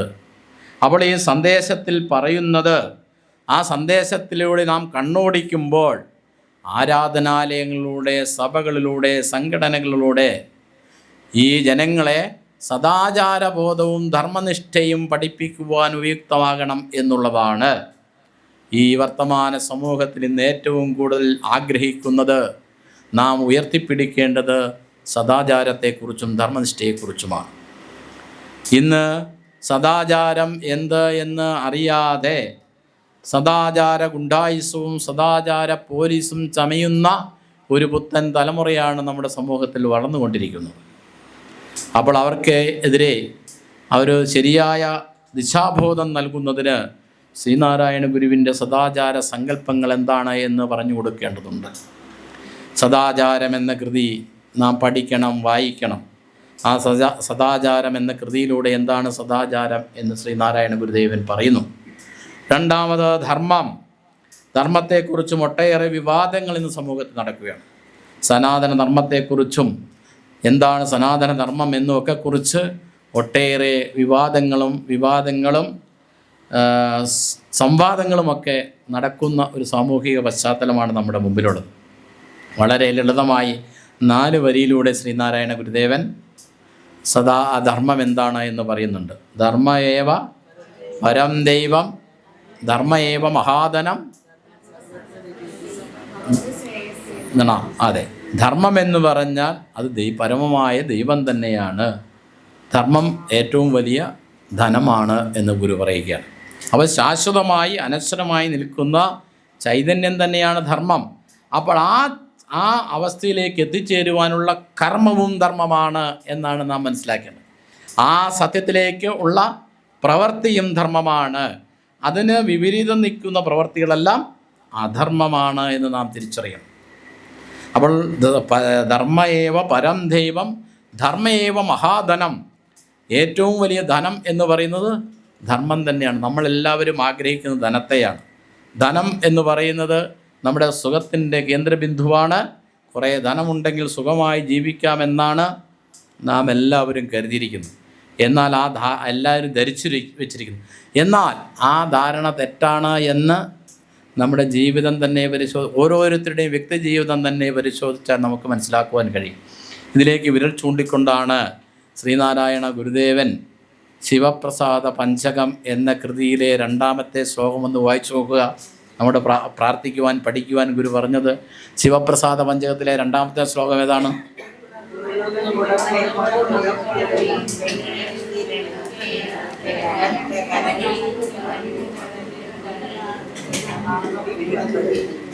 മനസ്സിലായ? എന്താ മനസ്സിലായത്?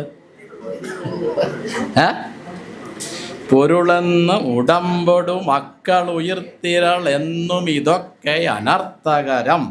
കരളിന്നു കളഞ്ഞു കരുങ്കടലിൽ പുരളാതെ പൊതിഞ്ഞു പിടിപ്പതു നീ എന്ന. പൊരുൾ, ധനസമ്പത്തിനെക്കുറിച്ചുള്ള ചിന്ത. ഉടമ്പ്, തൻ്റെ ശരീരത്തെക്കുറിച്ചുള്ള ചിന്ത, തൻ്റെ മക്കളെക്കുറിച്ചുള്ള ചിന്ത. പിന്നെന്താണ്? പൊരുളെന്നും ഉടമ്പടും മക്കൾ ആയുസിൻ്റെ ദീർഘത്തിനെക്കുറിച്ചുള്ള ചിന്ത. ഇതൊക്കെ അനർത്ഥകരമാണ്, ദുഃഖകരമാണ് എന്നാണ് ഗുരു പറയുന്നത്. എല്ലാവരും ധരിച്ചിരിക്കുന്ന ധാരണ കുറേ സ്വത്തുണ്ടെങ്കിൽ, കുറേ പണമുണ്ടെങ്കിൽ, കുറേ സമ്പത്തുണ്ടെങ്കിൽ സുഖമായി ജീവിക്കാമെന്നാണ്. എന്നാൽ നമ്മുടെ സമൂഹത്തിലേക്ക് നാം ഒന്ന് കണ്ണോടിക്കുമ്പോൾ ധാരാളം ധനികന്മാർ വളരെ ദുഃഖത്തിലും, എന്നാൽ പാവപ്പെട്ടവർ, കുടിലിൽ താമസിക്കുന്നവർ വളരെ സുഖപൂർണമായും ജീവിക്കുന്ന അവസ്ഥ കാണുവാൻ കഴിയും. അപ്പോൾ ഇതിൽ നമുക്ക് മനസ്സിലാക്കേണ്ടത് നമ്മുടെ സുഖത്തിൻ്റെ മാനദണ്ഡം എന്ന് പറയുന്നത് സമ്പത്തല്ല എന്നുള്ളതാണ്. രണ്ടാമത്, നമ്മുടെ ആയുസ്സിൻ്റെ ദൈർഘ്യം, നമ്മുടെ ശരീരത്തെക്കുറിച്ചുള്ള ചിന്ത. ഈ ശരീരവും നമ്മുടെ ആയുസ്സുമെല്ലാം ക്ഷണികമാണ്, താൽക്കാലികമാണ്. ഇതെല്ലാം നശിക്കുന്നതാണ്. ഷഡ്വികാരങ്ങൾക്ക് അടിമപ്പെട്ടുകൊണ്ടാണ് മനുഷ്യൻ ഉൾപ്പെടെയുള്ള സർവ്വചരാചരങ്ങളും ഈ പ്രപഞ്ചത്തിൽ നിലനിൽക്കുന്നത്. ജനിക്കുക, നിലനിൽക്കുക, വളരുക, പരിണമിക്കുക, ക്ഷയിക്കുക, നശിക്കുക. ഇതിനെയാണ് ഷഡ്വികാരങ്ങളെന്ന് പറയുന്നത്. അപ്പോൾ ഈ മനുഷ്യൻ ഉൾപ്പെടെയുള്ള സർവ്വചരാചരങ്ങളും ഈ ഷഡ്വികാരങ്ങൾക്ക് അടിമപ്പെട്ടുകൊണ്ടാണ് ഇരിക്കുന്നത്. അപ്പോൾ ഇതെല്ലാം താൽക്കാലികമാണ്, ഇതെല്ലാം ക്ഷണികമാണ്. ആ ചിന്തയോടുകൂടി ഇതെല്ലാം അനർത്ഥകരങ്ങളാണ് എന്ന് വെച്ചാൽ ഇതൊന്നും ധനമോ മക്കളോ കുടുംബമോ ഇതൊന്നും വേണ്ട എന്നുള്ളതല്ല. ഇതിൻ്റെ എല്ലാം താൽക്കാലിക ക്ഷണികങ്ങളായ അവസ്ഥയെ സംബന്ധിച്ച് നാം മനസ്സിലാക്കി ഇതിൽ കൂടുതൽ ആകർഷകരായി കൂടുതൽ പെരുങ്കടലിൽ ദുഃഖപൂർണമായിരിക്കുന്ന ദുരിതപൂർണമായിരിക്കും ഈ സംസാര സാഗരത്തിൽ പെട്ട് ഉഴലാതെ ശ്രമിക്കണം എന്നാണ് ഗുരു ആവശ്യപ്പെടുന്നത്.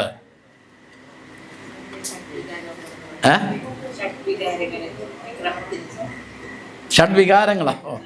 ജനിക്കുക, നിലനിൽക്കുക, വളരുക, ജനിക്കുക, നിലനിൽക്കുക, വളരുക, പരിണമിക്കുക, ക്ഷയിക്കുക, നശിക്കുക.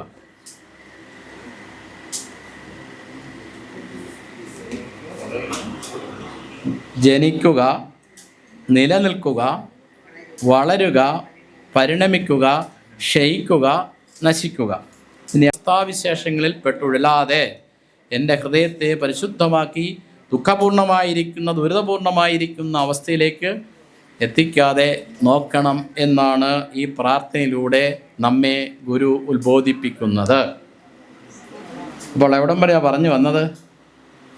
ശിവഗിരി ധർമ്മം വരെ. ശിവഗിരി സംസ്ഥാപനത്തോടനുബന്ധിച്ച് ശ്രീനാരായണ ഗുരുദേവൻ പുറപ്പെടുവിച്ച സന്ദേശത്തിലും സദാചാരബോധവും ധർമ്മനിഷ്ഠയും അധിഷ്ഠിതമായ ജീവിതത്തിലൂടെ മനുഷ്യൻ്റെ ആത്യന്തികമായ ജീവിത ലക്ഷ്യത്തിലേക്ക് എത്തിച്ചേരുവാനും മനുഷ്യരൂപത്തിലുള്ള മൃഗങ്ങളായി ജീവിക്കാതെ മനുഷ്യരൂപേണ മൃഗാശ്ചരന്തി ആകാതെ മനുഷ്യരൂപത്തിലുള്ള മൃഗങ്ങളാകാതെ മനുഷ്യരൂപത്തിലുള്ള മനുഷ്യനായി ജീവിച്ചുകൊണ്ട് ജീവിത വിജയം കരസ്ഥമാക്കുവാനുള്ള അവസ്ഥാവിശേഷം സൃഷ്ടിക്കണം എന്നുള്ളതായിരുന്നു ഗുരുവിൻ്റെ വലിയ സങ്കല്പം.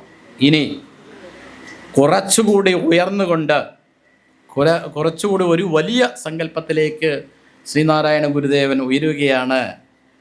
ഇതിനുശേഷം ഗുരു ഒരു സംഭാഷണത്തിൽ ഈ സമൂഹത്തെ ഓർമ്മപ്പെടുത്തിയിട്ടുള്ളൂ. ശ്രീനാരായണ ഗുരുവിൻ്റെ ഗൃഹസ്ഥ ശിഷ്യനിൽ പ്രമുഖനായിരുന്നു ശ്രീ കോട്ടായിൽ കുമാരൻ. വടക്കേ മലബാറിലെ ശ്രീ കോട്ടായിൽ കുമാരൻ ഗുരുവിൻ്റെ ഗൃഹസ്ഥ ശിഷ്യനിൽ പ്രമുഖനായിരുന്നു. ശ്രീ കോട്ടായിൽ കുമാരൻ ശിവഗിരിയിൽ വരികയും ശ്രീനാരായണ ഗുരുദേവനെ കാണുകയും ഗുരുവിൻ്റെ അനുഗ്രഹ ആശീസ്സുകൾ ഏറ്റുവാങ്ങി തിരിച്ചു പോവുകയും പതിവായിരുന്നു. ഒരിക്കൽ കോട്ടായിൽ കുമാരൻ ശിവഗിരിയിൽ വന്നപ്പോൾ കുമാരൻ ഗുരുവിനെ പ്രണമിച്ച് നിന്നപ്പോൾ ഗുരുദേവൻ പറഞ്ഞു, നാം ഇന്നൊരു നാടൻ പ്രദേശത്തേക്ക് ക്ഷേത്രപ്രതിഷ്ഠയ്ക്ക് പോവുകയാണ്. കുമാരനും കൂടി എൻ്റെ കൂടെ വരണം. ക്ഷേത്രപ്രതിഷ്ഠയ്ക്ക് ശേഷം കുമാരൻ പ്രസംഗം പറയണമെന്ന് ഗുരുദേവൻ നിർദ്ദേശിച്ചു. വളരെ വിനയാന്വിതനായി നിന്നുകൊണ്ട് കോട്ടായിൽ കുമാരൻ ഗുരുദേവനോട് ചോദിച്ചു, ഞാൻ എന്തിനെക്കുറിച്ചാണ് അല്ലെങ്കിൽ ഏതിനെക്കുറിച്ചാണ് പ്രസംഗം പറയേണ്ടത് എന്ന് ഗുരുവിനോട് ചോദിച്ചപ്പോൾ ഗുരുദേവൻ പറഞ്ഞു, നാം ഇന്നൊരു ഉൾനാടൻ പ്രദേശത്തേക്കാണ് ക്ഷേത്രപ്രതിഷ്ഠയ്ക്ക് പോകുന്നത്. വളരെ പാവപ്പെട്ട ജനങ്ങൾ തിങ്ങിപ്പാർക്കുന്ന സ്ഥലം, വിദ്യാവിഹീനരായ ജനങ്ങൾ തിങ്ങിപ്പാർക്കുന്ന സ്ഥലം. അതുകൊണ്ട് അവർക്ക് മനസ്സിലാകത്തക്ക രീതിയിൽ 2-3 കാര്യങ്ങൾ കുമാരൻ പറയണം. ഒന്നാമതായി പ്രസംഗിക്കേണ്ടത് അവരുടെ ഉദരത്തെ സംബന്ധിച്ച്, അവരുടെ വയറിനെ സംബന്ധിച്ച് പ്രസംഗിക്കണം. രണ്ടാമതായി പ്രസംഗിക്കേണ്ടത് അവരുടെ ഹൃദയത്തെ സംബന്ധിച്ച് പ്രസംഗിക്കണം. മൂന്നാമതായി അവരുടെ തലയെ സംബന്ധിച്ച് പ്രസംഗിക്കണം എന്നാണ് ഗുരുദേവൻ നിർദ്ദേശിച്ചത്. അപ്പോൾ ഒന്നാമതായി പ്രസംഗിക്കേണ്ടത് അവരുടെ ഉദരത്തെ സംബന്ധിച്ച് അല്ലെങ്കിൽ അവരുടെ വയറിനെ സംബന്ധിച്ച് പ്രസംഗിക്കുക എന്ന് വെച്ചാൽ അവരുടെ ജീവിതത്തെ സംബന്ധിച്ച്. അവർക്കും നമുക്കും ജീവിക്കണമെങ്കിൽ ഭക്ഷണം കഴിക്കണം, ഭക്ഷണപദാർത്ഥങ്ങൾ വാങ്ങണമെങ്കിൽ പണമുണ്ടാകണം, പണമുണ്ടാകണമെങ്കിൽ അവർക്ക് തൊഴിലുണ്ടാകണം, അപ്പോൾ അവരുടെ തൊഴിലിനെ സംബന്ധിച്ച്, അവർ തൊഴിലൂടെ ലഭിക്കുന്ന പണം അത് വിനിയോഗിക്കുന്നതിനെ സംബന്ധിച്ച്, അങ്ങനെ ഭൗതിക ജീവിതം എങ്ങനെ ശ്രേയസ്കരമാക്കാം എന്നതിനെ സംബന്ധിച്ച് ലളിതമായി മധുരമായി അവർക്ക് പറഞ്ഞു കൊടുക്കണമെന്നാണ് ഗുരുദേവൻ പറഞ്ഞത്. അപ്പോൾ നോക്കണം, ക്ഷേത്ര സങ്കല്പത്തിൽ പോലും ആധ്യാത്മികമായ ഔന്നിത്യമല്ല ശ്രീനാരായണ ഗുരുദേവൻ അവരോട് ആദ്യമായി പറഞ്ഞു കൊടുക്കുവാൻ പറഞ്ഞു. അവരുടെ ഭൗതിക സാഹചര്യം മെച്ചപ്പെടുവാൻ, അവരുടെ ജീവിത സാഹചര്യം മെച്ചപ്പെടുവാൻ, അവരുടെ തൊഴിലിനെ സംബന്ധിച്ച്, അവരുടെ പണത്തെ സംബന്ധിച്ച്, അവരുടെ ജീവിതത്തെ സംബന്ധിച്ച് എങ്ങനെ നേർവഴിക്ക് അവരെ നയിക്കപ്പെടുവാൻ കഴിയും എന്നതിനെ സംബന്ധിച്ച് ലളിതമായി മധുരമായി പറഞ്ഞു കൊടുക്കണമെന്നാണ് ഗുരു ഒന്നാമതായി നിർദ്ദേശം. രണ്ടാമതായി അവരുടെ ഹൃദയത്തെക്കുറിച്ച് സംസാരിക്കുവാൻ പറഞ്ഞു, അവരുടെ ഹൃദയശുദ്ധിയെക്കുറിച്ച്. ഹൃദയശുദ്ധി എന്ന് പറഞ്ഞാൽ ആത്മീയപരമായ പുരോഗതിയാണ്. ക്രിസ്തുവിൻ്റെ വചനം കടമെടുക്കുകയാണെങ്കിൽ ഹൃദയശുദ്ധിയുള്ളവർ ഭാഗ്യവാന്മാർ, എന്തെന്നാൽ അവർക്ക് ദൈവത്തെ കാണുവാൻ കഴിയുമെന്ന്. അപ്പോൾ രണ്ടാമതായി അവരുടെ ആധ്യാത്മികപരമായ വളർച്ചയെ സംബന്ധിച്ച്, ആത്മീയപരമായ ഉയർച്ചയെ സംബന്ധിച്ച്, ആത്മീയപരമായ വികാസത്തെ സംബന്ധിച്ച് രണ്ടാമതായി പ്രസംഗിക്കുവാനാണ് ശ്രീനാരായണ ഗുരുദേവൻ ശ്രീ കോട്ടായിൽ കുമാരനോട് പറഞ്ഞത്. അപ്പോൾ ആദ്യം ഭൗതികമായ വികാസം, ഭൗതിക ജീവിത വികാസത്തെക്കുറിച്ച് പറയാൻ പറഞ്ഞ ഗുരു രണ്ടാമതാണ് ആധ്യാത്മികപരമായ ഔന്നത്യത്തെക്കുറിച്ച്, ആത്മീയപരമായ അറിവിനെക്കുറിച്ച്, ആത്മീയപരമായ പുരോഗതിയെക്കുറിച്ച്, അവരുടെ ഹൃദയശുദ്ധി, മനഃശുദ്ധി എങ്ങനെ സാധ്യമാക്കാം എന്നതിനെ സംബന്ധിച്ച് പ്രസംഗിക്കുവാൻ ഗുരു നിർദ്ദേശിച്ചത്. ഇനി മൂന്നാമതായി അവരുടെ തലയെ സംബന്ധിച്ച് എന്ന് വെച്ചാൽ അവരുടെ വിദ്യാഭ്യാസം സംബന്ധിച്ച്, ഭൗതികതയും ആദ്യം പറഞ്ഞ ആധ്യാത്മികതയും ആദ്യം പറഞ്ഞ ഭൗതികതയും രണ്ടാമത് പറഞ്ഞ ആധ്യാത്മികതയും സമന്വയിപ്പിച്ചുകൊണ്ട് മൂന്നാമത് പറയാനാണ് ഗുരു പറഞ്ഞത്. വിദ്യ നൽകുന്ന വിവേകത്തിലൂടെ ഭൗതിക പുരോഗതി കൈവരിക്കുവാൻ കഴിയും. വിദ്യ നൽകുന്ന ജ്ഞാനത്തിലൂടെ, വിദ്യ നൽകുന്ന അറിവിലൂടെ ഭൗതികമായ പുരോഗതി കൈവരിക്കുവാൻ കഴിയും. അങ്ങനെ ഭൗതികതയും ആധ്യാത്മികതയും സമന്വയിപ്പിച്ചുകൊണ്ട് മൂന്നാമത് പ്രസംഗിക്കുവാനാണ് ശ്രീനാരായണ ഗുരു പറഞ്ഞത്. അപ്പോൾ ഗുരുവിൻ്റെ ക്ഷേത്ര സങ്കല്പം ഒന്നുകൂടി വളർന്നുകൊണ്ട് ഒരു രംഗമാണ് നമുക്ക് ഈ സംഭാഷണത്തിലൂടെ നമുക്ക് ശ്രമിക്കുവാൻ കഴിഞ്ഞു. അതിനുശേഷം 1920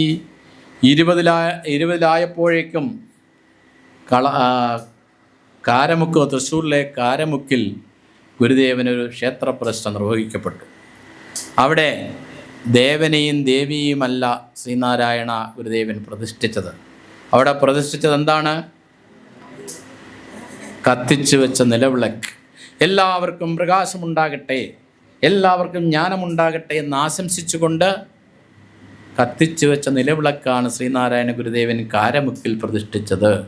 അപ്പം ജ്ഞാനത്തിൻ്റെ പ്രതീകം, ജ്ഞാനമുണ്ടാകണം, അറിവുണ്ടാകണം. ദൈവദശകത്തിലൂടെ പറഞ്ഞ മഹത്തായ ആ ദൈവസങ്കല്പത്തിലേക്ക് ഗുരുദേവൻ ഈ സമൂഹത്തെ കൂട്ടിക്കൊണ്ടുപോവുകയാണ്. എല്ലാവർക്കും ജ്ഞാനമുണ്ടാകട്ടെ, എല്ലാവർക്കും അറിവുണ്ടാകട്ടെ, എല്ലാവർക്കും പ്രകാശമുണ്ടാകട്ടെ എന്ന് ആശംസിച്ചുകൊണ്ട് കാരമുക്കിൽ ശ്രീനാരായണ ഗുരുദേവൻ ദീപപ്രതിഷ്ഠ നിർവഹിക്കപ്പെട്ടു. തൊട്ടടുത്ത വർഷം തിരുവനന്തപുരത്തെ മുരിക്കുംപുഴയിലും ഒരു വിഗ്രഹപ്രതിഷ്ഠ നടത്തി. അവിടെ ക്ഷേത്രപ്രതിഷ്ഠ നിർവഹിച്ചത് അവിടെയും ദേവനെയും ദേവിയുമല്ല ശ്രീനാരായണ ഗുരുദേവൻ പ്രതിഷ്ഠിച്ചത്. സത്യം, ധർമ്മം, ദയ, ശാന്തി എന്നാലേഖനം ചെയ്ത പ്രഭയാണ് ഗുരു പ്രതിഷ്ഠിച്ചത്. ഈ സമൂഹം സത്യത്തിലും ധർമ്മത്തിലും ദയയിലും അനുകമ്പയിലും ശാന്തിയിലും അധിഷ്ഠിതമായ ഒരു ജീവിതമാണ് ഉണ്ടാകേണ്ടത് എന്ന് ഉത്ബോധിപ്പിച്ചുകൊണ്ട് സത്യത്തിൻ്റെയും ശാന്തിയുടെയും സമാധാനത്തിൻ്റെയും ദയയുടെയും പാതയിലേക്ക് കൂട്ടിക്കൊണ്ടുപോകുവാനുള്ള കേന്ദ്രങ്ങളായി ഈ ആരാധനാലയം മാറട്ടെ. അതിനനുസൃതമായ ഒരു സംവിധാനങ്ങൾ ഉണ്ടാകട്ടെ. അങ്ങനെ സമൂഹം സത്യസന്ധമായും നീതിയുക്തമായും ധാർമ്മികമായും ഉയർന്നു വളർന്നു വരുന്ന ഒരു സമൂഹമാണ് ഗുരുദേവൻ ആഗ്രഹിച്ചിരുന്നത്. ആ സമൂഹത്തിലേക്ക് അത്തരമുള്ള ഒരു സാമൂഹ്യ ശിക്ഷയ്ക്ക് ഉപയുക്തമാകുമാറ് ഈ ആരാധനാലയങ്ങൾ മാറ്റപ്പെടണം എന്നുള്ളതായിരുന്നു ഗുരുവിൻ്റെ സങ്കല്പം. ഇനി ഗുരുവിൻ്റെ ക്ഷേത്ര പ്രതിഷ്ഠകൾക്ക് പരിസമാപ്തി കുറിച്ചുകൊണ്ട് കളവങ്കോടത്തും പുല്ലലയിലും ഗുരു പ്രതിഷ്ഠിച്ചത് പ്രണവപ്രതിഷ്ഠയാണ്, ഓങ്കാരപ്രതിഷ്ഠയാണ്. അപ്പോൾ ഇവിടെ കളവങ്കോടത്തും ഉല്ലലയിലും, അപ്പോൾ ഇവിടെ യഥാർത്ഥ ശിവലിംഗ പ്രതിഷ്ഠ മുതൽ പരബ്രഹ്മത്തിൻ്റെ പ്രതീകമായ പ്രണവപ്രതിഷ്ഠ വരെയുള്ള പ്രതിഷ്ഠകളാണ് ഈ 40 വർഷക്കാലം വിവിധ രൂപത്തിലും ഭാവത്തിലും സങ്കല്പത്തിലും പ്രതിഷ്ഠിച്ചുകൊണ്ട് ശ്രീനാരായണ ഗുരുദേവൻ ദൈവദശകത്തിലൂടെ അല്ലെങ്കിൽ ഗുരുവിൻ്റെ ദൈവസങ്കല്പം എന്താണ് എന്ന് പ്രകീർത്തിച്ചുകൊണ്ട് ആ ദൈവസങ്കല്പത്തെ അനർത്ഥമാക്കുവാനുള്ള അവസ്ഥാവിശേഷം സൃഷ്ടിച്ചുകൊണ്ടാണ് വിവിധ ക്ഷേത്ര സംസ്ഥാപനത്തിലൂടെ ശ്രീനാരായണ ഗുരുദേവൻ പ്രവർത്തന മണ്ഡലത്തിൽ കർമ്മകാണ്ഡലത്തിൽ നമ്മെ കാണിച്ചു തന്നിട്ടുള്ളത് എന്ന് കാണുവാൻ കഴിയും. ഇതിലൂടെ ആധ്യാത്മികപരമായി, സാമൂഹ്യപരമായി, സാംസ്കാരികപരമായി, വിദ്യാഭ്യാസപരമായി എല്ലാം ഈ ആരാധനാലയങ്ങളുടെ ദേവാലയങ്ങളുടെ സമൂഹത്തെ ഉയർച്ചയിലേക്ക്, വളർച്ചയിലേക്ക് നയിക്കപ്പെടണം എന്ന വലിയ സന്ദേശമാണ് കർമ്മകാണ്ഡത്തിലൂടെ ശ്രീനാരായണ ഗുരുദേവൻ നൽകുന്നത്. അതുകൊണ്ട് ആത്മീയ ഔന്നത്യത്തിൽ നിന്നുകൊണ്ട് മനുഷ്യൻ്റെ ജീവിതഗന്ധികളായ എല്ലാ വിഷയങ്ങൾക്കും ശരിയായ മാർഗദർശനം ലഭിച്ചുകൊണ്ട് ഒരു യഥാർത്ഥ മനുഷ്യനെ സൃഷ്ടിക്കുക എന്നുള്ളതായിരുന്നു ഗുരുവിൻ്റെ വലിയ സങ്കല്പം. അങ്ങനെ മനുഷ്യന് നന്നാകുവാൻ കഴിയണം. ആ നന്നാകലിലൂടെ നമുക്കെല്ലാവർക്കും ഒന്നാകുവാൻ കഴിയണം എന്ന ഒരു വലിയ സന്ദേശമാണ് ശ്രീനാരായണ ഗുരുദേവൻ നൽകിയത്. അതുകൊണ്ട് ഗുരുവിനെ പഠിക്കുമ്പോൾ, ഗുരുവിൻ്റെ ചിന്തകളെ മനസ്സിലാക്കുമ്പോൾ, ഗുരുവിൻ്റെ ചിന്തകൾ ഹൃദയം കൊണ്ട് ഏറ്റുവാങ്ങുമ്പോൾ, ഗുരുവിൻ്റെ സങ്കല്പങ്ങൾ നാം ജീവിതത്തിൽ പകർത്തുമ്പോൾ നമുക്ക് നന്നാകുവാനും ഒന്നാകുവാനും കഴിയണം. നന്നാകാനും ഒന്നാകുവാനും കഴിയില്ല എങ്കിൽ ഗുരുവിൻ്റെ വിശ്വാസികളായി ഗുരു പൂജ നടത്തുവാൻ നമുക്ക് കഴിയുകയില്ല. ആ നന്നാകലും ഒന്നാകലും ഗുരുദേവ അനുസാരിയായുള്ള നന്നാകലും ഒന്നാകലുമായിരിക്കണം ഗുരുവിന് സമർപ്പിക്കുന്ന ഏറ്റവും വലിയ ഗുരുപൂജ. ആ ഗുരുപൂജയായിരിക്കും ശ്രീനാരായണ ഗുരുദേവൻ സ്വീകരിക്കുക എന്ന് നാം എല്ലാവരും മനസ്സിലാക്കിക്കൊണ്ട് 3 ദിവസം നീണ്ടു നിൽക്കുന്ന ഈ ധർമ്മപ്രചാര കോഴ്സിലൂടെ ഒരു പുതിയ ജീവിതത്തിലേക്ക് കടക്കുവാനും പുതിയ പ്രവർത്തനത്തിലേക്ക് കടക്കുവാനും നമ്മുടെ ചിന്തകളെയും മനസ്സിനെയും വികാരങ്ങളെയും എല്ലാം നിയന്ത്രിക്കുവാനും നല്ല മനസ്സിൻ്റെയും നല്ല ഹൃദയത്തിൻ്റെയും ഉടമകളായി മാറുവാനും നിങ്ങൾക്ക് കഴിയണം. അതിന് കഴിയട്ടെ എന്ന് പ്രാർത്ഥിക്കുന്നു.